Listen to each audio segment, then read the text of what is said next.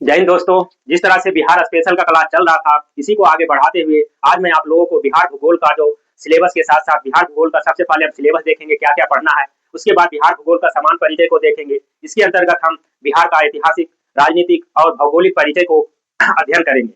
फिर हम देखेंगे 22 मार्च 1912 ईस्वी को किस तरह से बिहार का विभाजन हुआ। फिर हम देखेंगे 1936 1 अप्रैल 1936 ईस्वी को बिहार से उड़ीसा का किस तरह से विभाजन हुआ। फिर हम देखेंगे 15 नवंबर 2000 को झारखंड किस तरह से अलग हुआ, कितना जमीन बिहार में बचा, कितना झारखंड में गया था। इस तरह से हम बहुत ही बेहतरीन तरीके से इसका विश्लेषण करते हुए एग्जाम ओरिएंटेड सारे कंटेंट को एक बार में हम रिव्यू करके आप लोगों को सब दिखाएंगे। उसके बाद हम देखेंगे बिहार में भारत में बिहार का कहाँ स्थान है, किस तरह से गंगा नदी बिहार को दो तरह से विभाजित करती है। सारी चीज को एक एक करके हम अभी आप लोगों को बहुत ही अच्छे तरीके से विश्लेषण करने जा रहे हैं। तो हम सबसे पहले क्या देखेंगे, बिहार का भूगोल।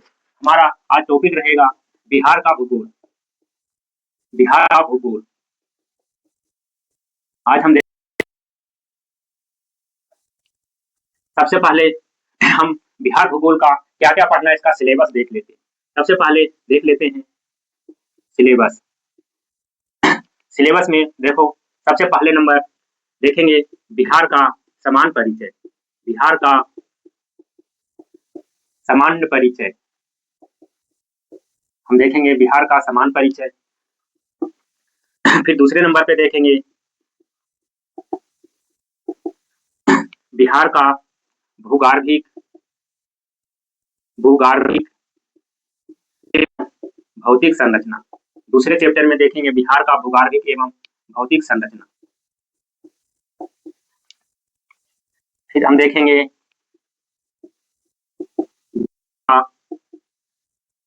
बिहार की जलवायु। हम देखेंगे बिहार की वायु को। उसके बाद हम देखेंगे बिहार की उसके बाद हम देखेंगे बिहार की मिट्टी। ठीक है, इसमें फिर मिट्टी में फसल। उसके बाद हम देखेंगे बिहार की नदियां, झील और झरना। हम झरना आदि को सब इसमें देखेंगे। उसके बाद देखेंगे बिहार में सिंचाई एवं बहुउद्देशीय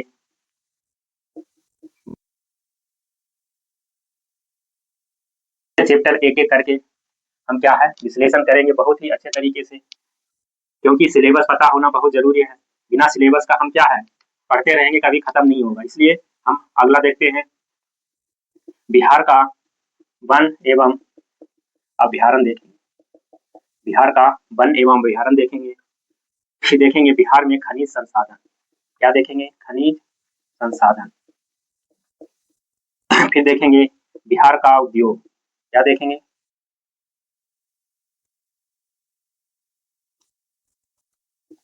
बिहार की जनसंख्या एवं जातिगत गणना जो हुई है उसको भी देखेंगे, जातिगत गणना। उसके बाद देखेंगे बिहार की कृषि एवं जातिगत गणना। उसके बाद हम देखेंगे बिहार का पर्यटन क्षेत्र। हम देखेंगे बिहार का पर्यटन क्षेत्र। उसके बाद देखेंगे बिहार में मतलब विविध जो है उसको भी देखेंगे, विविध टॉपिक को देखेंगे। इस तरह से इतने टॉपिक को हमें क्या है एक एक करके विश्लेषण करना है। तो आज हम सबसे पहले देखेंगे बिहार का समान परिचय। 1 मिनट, ये क्या है सबके अपने पास ये सिलेबस लिख लीजिएगा। इस सिलेबस के अनुसार आज के बाद सारा क्लास डेली शाम को 8 बजे क्या है लाइव चलेगी। एक एक करके 10 से 15 दिन के अंतर्गत ये सारे सिलेबस को हम क्या है पूरा कर लेंगे। उसके बाद इस हमारे जो ज्योग्राफी बिहार ज्योग्राफी से जितना भी सवाल आएगा उससे एक भी सवाल इससे बाहर नहीं जा सकता है। बहुत ही बेहतरीन तरीके से ये सारे टॉपिक का हम विश्लेषण करेंगे। उसके बाद लास्ट में थ्योरी पढ़ने के बाद सारे जो एग्जाम में आए हुए क्वेश्चन है उसको भी देखेंगे किस किस तरह से क्वेश्चन आया है और किस तरह से हमारे थ्योरी में वो क्वेश्चन मौजूद है। पहला चैप्टर क्या लिखाया था, बिहार का समान परिचय। बिहार का समान परिचय, इसको हम देखते हैं। देखो बिहार के समान परिचय का हम सबसे पहले इसको देखेंगे। देखो ऐतिहासिक परिचय।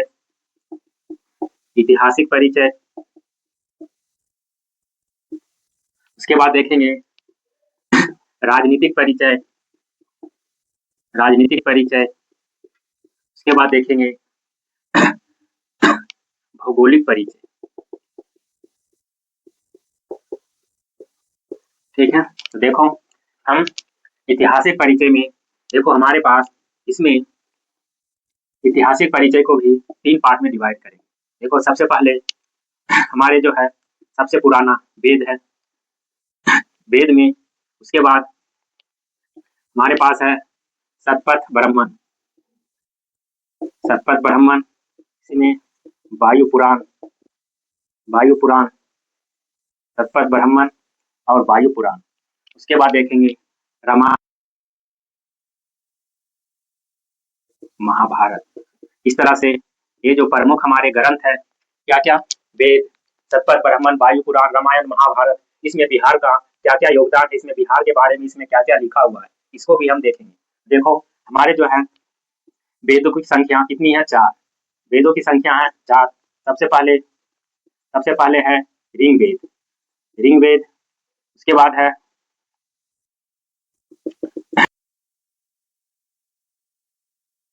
यजुर्वेद, उसके बाद है सामवेद, अथर्ववेद, अथर्ववेद, अथर्वा ऋषि द्वारा। इस तरह से देखो ये हमारे 4 वेद है। इस वेद में बिहार का क्या क्या योगदान है, तो सबसे पहले देखते हैं ऋग्वेद में बिहार को क्या कहा गया। इस तरह से इसमें ऋग्वेद में ऋग्वेद में बिहार को बरात बरात एवं निवासी को कीकट कहा गया है, एवं निवासी को कीकट कहा गया है। क्या कहा गया है, कीकट। से जाएंगे क्योंकि बहुत ही ज्यादा इंपॉर्टेंट है। देखो ऋग्वेद में बिहार को बरात एवं यहाँ के बिहार के निवासी को कीकट कहा गया है। बिहार को, देखो बिहार को क्या कहा गया, बरात, और बिहार में रहने वाले लोगों को क्या कहा गया, कीकट। इस तरह से यजुर्वेद, यजुर्वेद में क्या है, यजुर्वेद में बिहार के विदेश विदेश क्षेत्र विदेश क्षेत्र तथा राजा जनक तथा राजा जनक उल्लेख, राजा जनक का उल्लेख है, जो वर्तमान में कहाँ है, बिहार के मिथिलांचल में है। मिथिलांचल, बिहार के मिथिलांचल में स्थित है। इस तरह से विदेश क्षेत्र कहाँ है, राजा जनक के बारे में जो वर्तमान में मिथिलांचल क्षेत्र में स्थित है, ये यजुर्वेद में चर्चा है। इसके बाद देखते हैं अथर्ववेद। अथर्ववेद में बिहार बिहार के अंग अंग एवं मगध क्षेत्र का क्या वर्णन है। इस तरह से इसमें मगध क्षेत्र के अंतर्गत वर्तमान में जो है मगध क्षेत्र में राजा जो राजा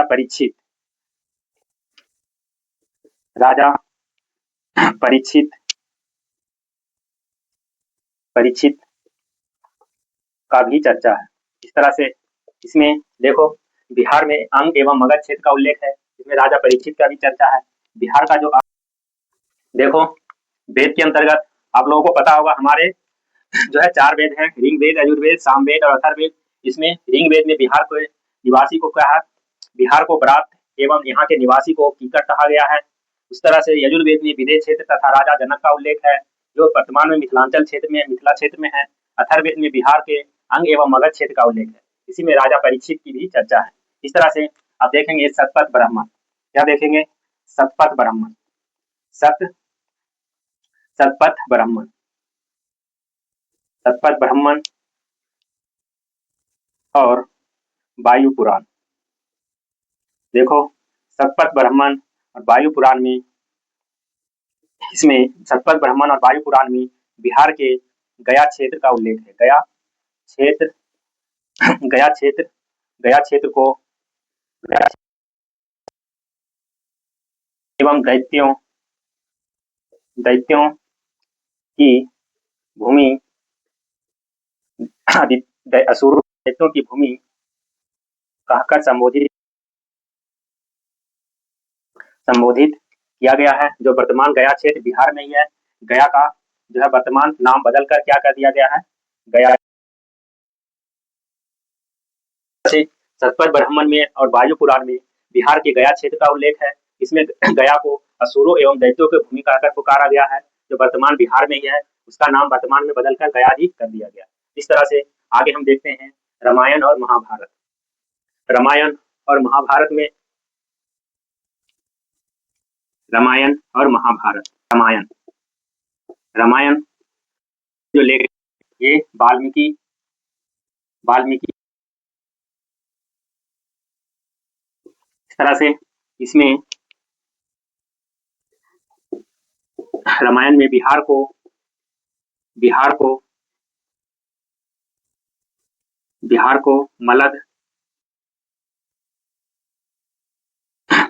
मलद एवं करुणा के नाम से संबोधित किया गया है।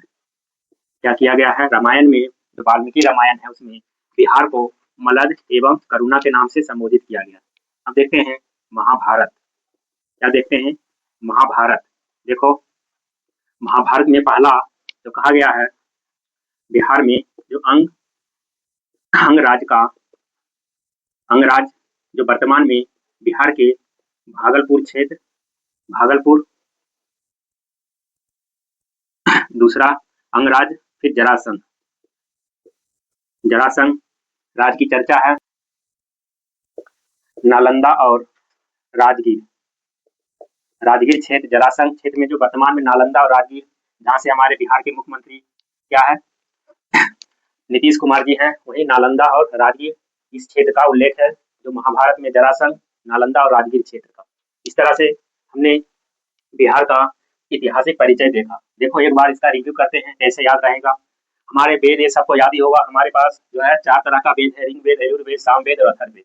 इस तरह से ऋग्वेद में यहाँ के बिहार को परात के नाम से पुकारा गया है। बिहार का नाम ऋग्वेद में क्या है, ये बहुत बार क्वेश्चन आया हुआ है कि ऋग्वेद में बिहार को क्या बोला गया है, परात।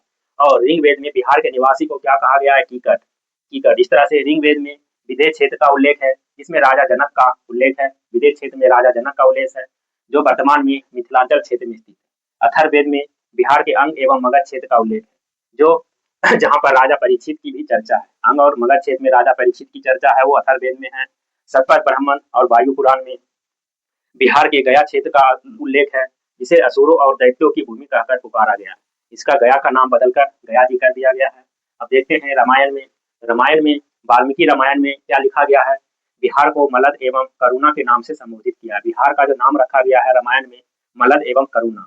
उसी तरह से महाभारत में अंगराज का उल्लेख है, जो वर्तमान में भागलपुर है। और बताया था कि भागलपुर किसके लिए प्रसिद्ध है, सिल्क के लिए, रेशमी कपड़े के लिए। इस तरह से भागलपुर का जो महाभारत में है अंगराज का उल्लेख है।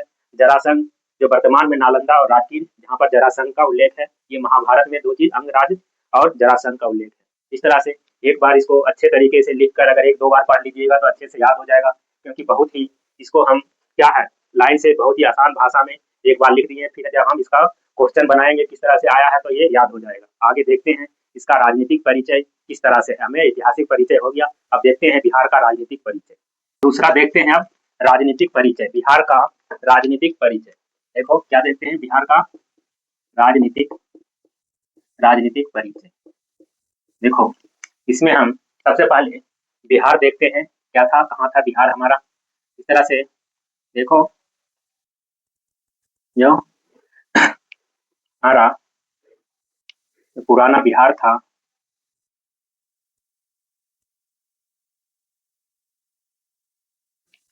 कुछ देखो इस तरह से था। 1911 जब बंगाल विभाजन से पहले हमारा ये बिहार था। इसमें अंग्रेजों ने 1911 में बंगाल विभाजन करके इधर वर्तमान में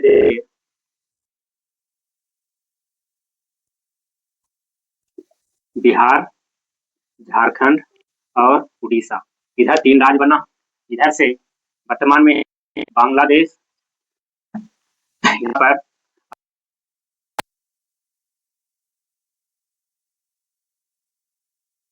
यहीं पे क्या है हमारा पश्चिम बंगाल।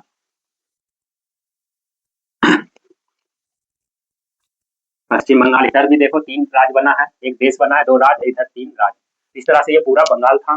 देखो क्या हुआ है, इसमें ये लॉर्ड कर्जन इधर पश्चिमी और पूर्वी बंगाल में विभाजन किया था। इसको बोला था पूर्वी बंगाल, और ये पूरा जो तीनों इसे पश्चिमी बंगाल। लॉर्ड कर्जन, इसमें देखो लॉर्ड कर्जन ने लॉर्ड कर्जन ने 19 जुलाई 1905 ईस्वी को बंगाल विभाजन की घोषणा किया। ठीक है, इसी क्रम में 19 जुलाई को घोषणा किया और 16 अक्टूबर 1905 ईस्वी को क्या है, बंगाल विभाजन लागू कर दिया। इस तरह से देखो, सबसे पहले 19 जुलाई को क्या किया गया, बंगाल विभाजन की घोषणा किया गया, किसके द्वारा, लॉर्ड कर्जन के द्वारा। 16 अक्टूबर 1905 ईस्वी को बंगाल विभाजन की क्या है, लागू कर दिया गया। तभी जो है 1911 ईस्वी में, दिसंबर 1911 ईस्वी में क्या है, दिल्ली दरबार लगा था। उसी समय क्या है, बंगाल विभाजन को रद्द कर दिया गया। इस तरह से ये हमारा क्या है, बिहार था। इस तरह से इसका थोड़ा हम क्या रिव्यू देख लिए, मैप पे दिमाग में फिट रहेगा। 19 जुलाई 1905 बंगाल विभाजन की घोषणा, 16 अक्टूबर 1905 बंगाल विभाजन क्या क्या हो गया, लागू हो गया, और दिसंबर 1911 ईस्वी को बंगाल विभाजन रद्द हो गया, जब दिल्ली दरबार लगा था। अब इसमें देखते हैं, देखो वर्ष 1912 ईस्वी को, वर्ष 1912 ईस्वी बिहार बिहार बिहार बिहार बंगाल प्रेसिडेंसी का भाग था। देखो 1912 ईस्वी से पहले बिहार क्या था, बंगाल प्रेसिडेंसी का भाग था। लेकिन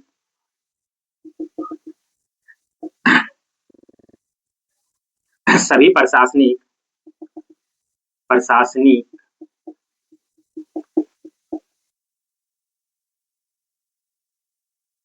कलकत्ता से संचालित होती थी। कलकत्ता से संचालित होती थी। सभी प्रशासनिक गतिविधियां कलकत्ता से संचालित होती थी। देखो वर्ष 1912 ईस्वी के पूर्व बिहार बंगाल प्रेसिडेंसी का भाग था और सभी प्रशासनिक गतिविधियां कलकत्ता से संचालित होती थी। इस तरह से इसमें इसके बाद देखो 22 मार्च 1912 ईस्वी को जो बंगाल था, बंगाल से क्या हुआ, सबसे पहले 22 मार्च 1912 ईस्वी को बंगाल से बिहार अलग हुआ।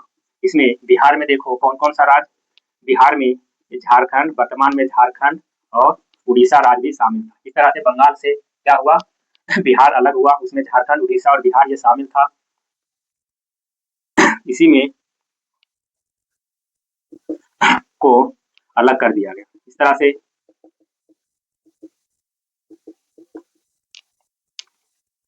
ठीक है, इस तरह से 22 मार्च 1912 ईस्वी को बंगाल से बिहार प्रेसिडेंसी को अलग कर दिया गया। बंगाल प्रेसिडेंसी से बिहार को अलग किया गया, उसमें बिहार, झारखंड और उड़ीसा भी शामिल था, इसको अलग किया गया। इस तरह से इसीलिए 22 मार्च को हम क्या मनाते हैं, ठीक है, बिहार 22 मार्च को हम मनाते हैं बिहार दिवस। 22 मार्च को बिहार दिवस मनाते हैं। लेकिन ये जो है सारे शर्ती, ये जो सारा शर्त हुआ था, जो लागू हुआ था, सारा शर्त लागू हुआ था 1 अप्रैल 1912 ईस्वी को लागू हुआ। ये जो सारा मतलब बंगाल विभाजन हुआ था 22 मार्च को, इसलिए हम इस दिन 22 मार्च को बिहार दिवस मनाते हैं। लेकिन ये जो लागू हुआ था 1 अप्रैल 1912 ईस्वी को, यहाँ 2 डेट, 1 अप्रैल को लागू हुआ था, 22 मार्च को बंगाल बिहार से मतलब अलग किया गया था। इस तरह से बिहार दिवस पूछता है कि कब मनाते हैं, तो 22 मार्च को। इस तरह से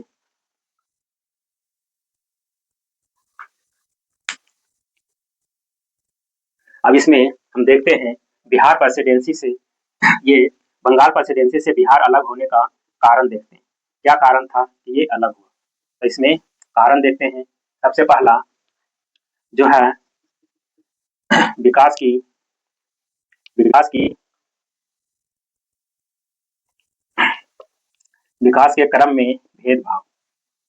क्या होता था, विकास के क्रम में भेदभाव कारण था पहला। दूसरा था शैक्षणिक संस्थानों का शैक्षणिक शैक्षणिक संस्थानों के शैक्षणिक संस्थानों की स्थापना में भेदभाव। क्या था? शैक्षणिक संस्थानों के स्थापना में भेदभाव होता था। उसके बाद था उसके बाद भाषा एवं भाषा एवं संस्कृति में क्या थी? विविधता थी। विविधता। उसके बाद क्या हो गया समय तक? साहित्य और समाचार पत्र का विकास। क्या हो गया था? साहित्य और समाचार पत्र का विकास हो गया था। इसमें बुद्धिजीवी वर्ग का क्या हो गया था? उदय हो गया था। बुद्धिजीवी वर्ग का बुद्धिजीवी वर्ग का बुद्धिजीवी वर्ग क्या हो गए थे? जागरूक हो गए थे। इसी में एक देखते हैं जो बंगाल बिहार से ये अलग हुआ, ये कारण था विकास के क्रम में भेदभाव, शैक्षणिक संस्थानों की स्थापना में भेदभाव, भाषा संस्कृति में विविधता, साहित्य समाचार पत्र का विकास और बुद्धिजीवी वर्ग का जागरूक होना। इसी में हम जो एक सबसे जो महत्वपूर्ण भूमिका निभाई थी बंगाल प्रेसिडेंसी को बिहार से अलग, जिसका नाम था दी बिहारी दी बिहारी दी बिहारी नामक समाचार पत्र। ठीक है, इस तरह से दी बिहारी नामक समाचार पत्र का क्या था? महत्वपूर्ण योगदान था जो है इस पत्र का। उसके बाद जो बिहार का एक थे डॉक्टर सच्चिदानंद सिन्हा, सच्चिदानंद सच्चिदानंद सिन्हा का महत्वपूर्ण योगदान था। क्या था? इसीलिए सच्चिदानंद सिन्हा को क्या कहा जाता है? आधुनिक बिहार का निर्माता। आधुनिक बिहार का निर्माता, आधुनिक बिहार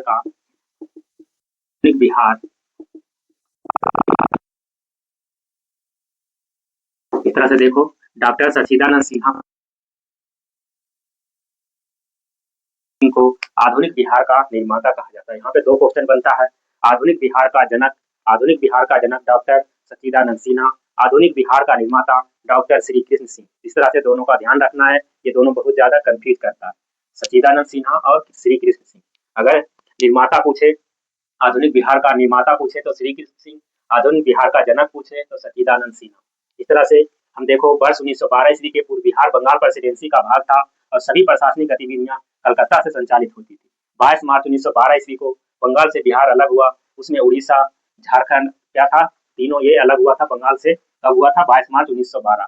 इसीलिए 22 मार्च को हम बिहार दिवस के रूप में मनाते हैं। लेकिन ये सारा शब्द जो लागू हुआ था 1 अप्रैल 1912 ईस्वी को हुआ था। देखो, ये विभाजन का कारण पूछता है, मैच करने के लिए आता है कि बिहार से, बंगाल प्रेसिडेंसी से बिहार का अलग होने का क्या-क्या कारण था? बिहार के अलग होने का कारण था विकास के क्रम में भेदभाव होता था, शैक्षणिक संस्थानों की स्थापना में भेदभाव होता था, भाषा की संस्कृति में विविधता थी, साहित्य समाचार पत्र का विकास हो गया था, बुद्धिजीवी वर्ग का जागरूक होना। इसमें जो है बहुत सारे समाचार पत्र ने बहुत ही महत्वपूर्ण भूमिका भी निभाई थी बंगाल प्रेसिडेंसी से बिहार प्रेसिडेंसी को अलग करने। इसी क्रम में देखो, जो डॉक्टर पत्र था द बिहारी नामक समाचार पत्र ने महत्वपूर्ण भूमिका निभाई थी। इसी में जो है द बिहारी नामक समाचार पत्र का, ठीक है, द बिहारी नामक समाचार पत्र ने महत्वपूर्ण भूमिका निभाई थी। इसी में डॉक्टर सच्चिदानंद सिन्हा का क्या है? महत्वपूर्ण योगदान था। इसीलिए डॉक्टर सच्चिदानंद सिन्हा को आधुनिक बिहार का जनक कहा जाता है। आधुनिक बिहार का जनक सच्चिदानंद सिन्हा को कहा जाता है, जबकि आधुनिक बिहार का निर्माता डॉक्टर श्री कृष्ण सिंह को कहा जाता है। अब इससे हम आगे देखते हैं, इसका भौगोलिक परिचय के बाद हम बिहार का उड़ीसा से विभाजन किस तरह से हुआ 1936 ईस्वी में। इससे आगे अब हम देखते हैं, अब बिहार से उड़ीसा का विभाजन कैसे हुआ। हम देखेंगे अगला, इसमें बिहार से उड़ीसा का विभाजन क्या देखेंगे? बिहार से उड़ीसा का विभाजन। देखो, भारत शासन अधिनियम, भारत शासन अधिनियम 1935, भारत शासन अधिनियम 1935 के तहत 1935 के तहत 1 अप्रैल 1936 ईस्वी को 1 अप्रैल 1936 ईस्वी को 1 अप्रैल 1936 ईस्वी को बिहार से उड़ीसा क्या हुआ? अलग हुआ। उड़ीसा का विभाजन हुआ या उड़ीसा अलग हुआ। इस तरह से भारत शासन अधिनियम क्या लाया था, 1935 के तहत 1 अप्रैल 1936 को बिहार से उड़ीसा अलग हुआ। इसी में इसका बिहार से उड़ीसा के अलग होने का कारण क्या था? देखो इसमें देखते हैं कारण। जो सबसे पहला प्रमुख कारण था इसका जो था भौगोलिक विविधता। क्या था? पहला जो सबसे मेन कारण था भौगोलिक विविधता। दूसरा था भाषा एवं सांस्कृतिक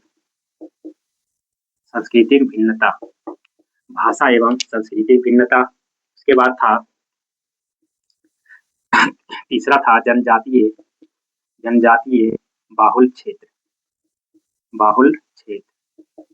उड़ीसा में जो था जनजातीय बाहुल क्षेत्र था। इस तरह से तीसरा जो था, चौथा जो था प्रशासनिक सुगमता। ठीक है, तो इस तरह से ये जो था बिहार से उड़ीसा का अलग होने का कारण भौगोलिक भिन्नता थी, क्योंकि जो उड़ीसा जो था पर्वतीय क्षेत्र था, मतलब ज्यादा वहां पर मिनरल वाला क्षेत्र था। उस तरह से वो उड़ीसा भौगोलिक भिन्नता, भाषा एवं संस्कृति अलग अलग थी। ठीक है, जनजातीय बाहुल क्षेत्र था उड़ीसा। प्रशासनिक सुगमता, मतलब प्रशासन करने में भी क्या सुगमता हो, इसलिए ये क्या था बिहार से उड़ीसा अलग होने का कारण। अब आगे देखेंगे बिहार से कौन सा अलग हुआ था। सबसे बाद में झारखंड। अब देखेंगे बिहार से निर्माण क्या हुआ है, बिहार से झारखंड का निर्माण। देखो इसमें बिहार पुनर्गठन अधिनियम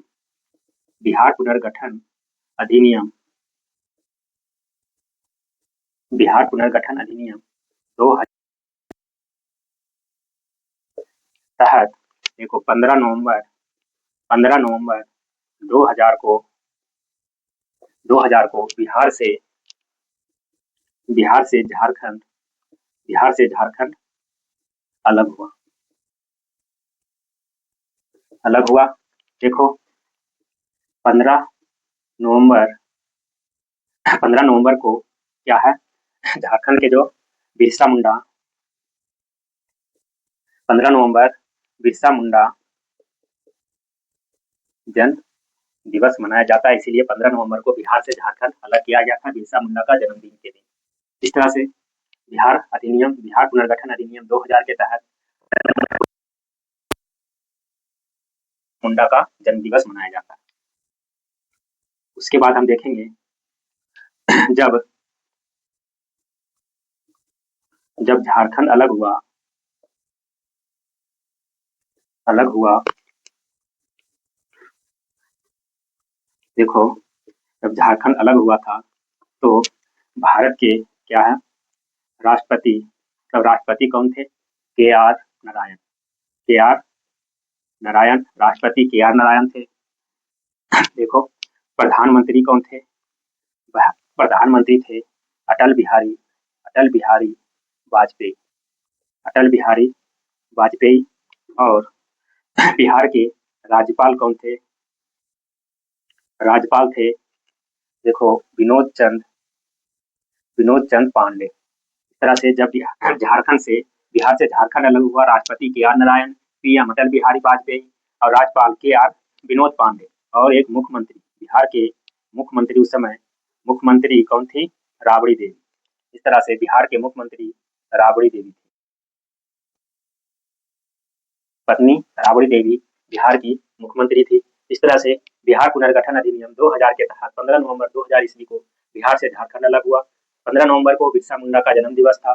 जब बिहार झारखंड से अलग हुआ उस समय राष्ट्रपति KR नारायण, प्रधानमंत्री अटल बिहारी वाजपेयी और बिहार के मुख्यमंत्री राबड़ी देवी और बिहार के राज्यपाल विनोद चंद्र पांडे था। इस तरह से हम क्या देखेंगे, इससे आगे हम इसमें अब जो इस टॉपिक से ऐतिहासिक और राजनीतिक परिचय में जो देखे हैं, इससे जो पेपर में आया हुआ सारा सवाल है, अब उसका ऑपरेशन करते हैं। बहुत ही जो इम्पोर्टेंट है, अगर पेपर में अगर नहीं ये सब सारा याद कर पाए तो जो अभी इम्पोर्टेंट लिखवाऊंगा अगर इसे भी याद करके जाइएगा तो सारा सवाल बन जाएगा। इस तरह से आगे अब देखते हैं, एक बार इसका हम रिव्यू कर लेते हैं। देखो बिहार का समान परिचय में हम देख रहे थे, क्या देखे थे, ऐतिहासिक परिचय देख लिए थे। अब हम राजनीतिक परिचय में हम देख रहे हैं कि बिहार से उड़ीसा, ये बहुत बार क्वेश्चन पूछ चुका है, कि भारत शासन अधिनियम 1935 के तहत 1 अप्रैल 1936 ईस्वी को बिहार से उड़ीसा अलग हुआ। इसका जो अलग होने का कारण था भौगोलिक भिन्नता, भाषा एवं सांस्कृतिक भिन्नता, जनजातीय बाहुल क्षेत्र और प्रशासनिक सुगमता। इस तरह से ये 4 कारण था जो बिहार से क्या किया उड़ीसा को अलग किया। बिहार से झारखंड का निर्माण बिहार पुनर्गठन अधिनियम 2000 ईस्वी के तहत 15 नवंबर 2000 ईस्वी को बिहार से झारखंड अलग हुआ। उस समय जो है बिरसा मुंडा का एक क्वेश्चन आता है कि 15 नवंबर मतलब बिरसा मुंडा का जन्म दिवस कब मनाया जाता है? 15 नवंबर। उसी दिन हमारा जो है बिहार से झारखंड का निर्माण हुआ। जब झारखंड अलग हुआ उस समय बिहार के राष्ट्रपति के.आर. नारायण, भारत के राष्ट्रपति के.आर. नारायण और भारत के प्रधानमंत्री अटल बिहारी वाजपेयी और बिहार के राज्यपाल विनोद चंद्र पांडे और बिहार के मुख्यमंत्री डॉक्टर श्रीमती राबड़ी देवी थी। इसीलिए इस समय ये बहुत ही ज्यादा इंपॉर्टेंट बनता है। अब आगे इससे बहुत ज्यादा जो पेपर में आए हुआ सब देखते हैं जो बिहार से रिलेटेड कौन कौन सा सवाल पूछा गया है देखते हैं। सबसे पहला इसमें हम देखो तो इसमें बहुत ज्यादा पूछा गया है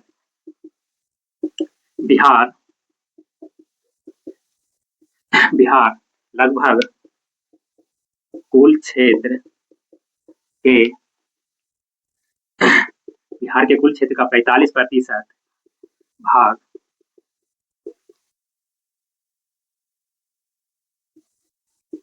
चले गए और बिहार में जो बिहार पहले झारखंड अलग होने से जो 55 जिले थे 55 जिले में से 18 जिले कहाँ चले गए? झारखंड में। इस तरह से हम देखो बिहार के लगभग कुल क्षेत्र का 45% कहाँ चला गया? झारखंड में। तो बिहार में 55% बचा। इस तरह से उसी के अनुसार मतलब 55 से याद रख लेंगे कि 55 जिले थे। झारखंड अलग होने से पहले बिहार में कितना था? 55 जिला था। उसमें से 18 जिला कहाँ चला गया? झारखंड में। तो बिहार में कितना बचा? 55 में 18 घटा लेंगे। इस तरह से आगे देखते हैं। वर्ष 2012 में पहली बार बिहार के 100 वर्ष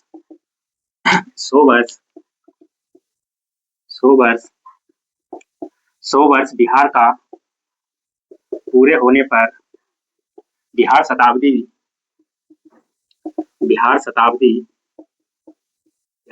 दिवस मनाया गया।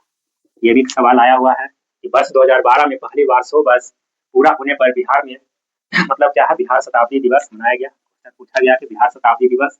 इस तरह से 22 मार्च 1912 को अलग हुआ तो 12 से 12 100 वर्ष। ठीक है, 1900 से 2000 100 वर्ष पूरा होने में बिहार शताब्दी दिवस मनाया गया। इस तरह से देखते हैं प्रत्येक वर्ष हम बताया था प्रत्येक वर्ष 22 मार्च को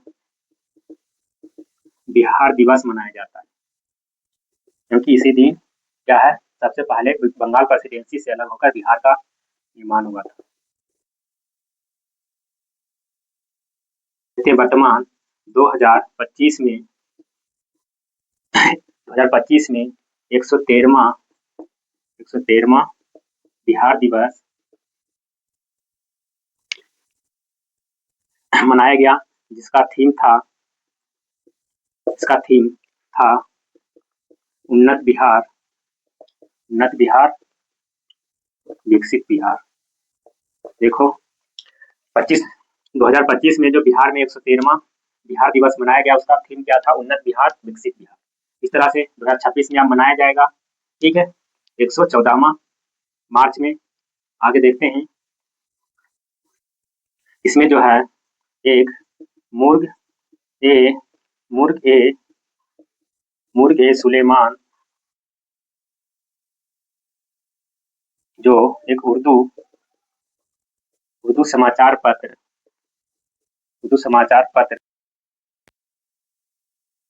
दिया था, नारा दिया था। क्या नारा दिया था?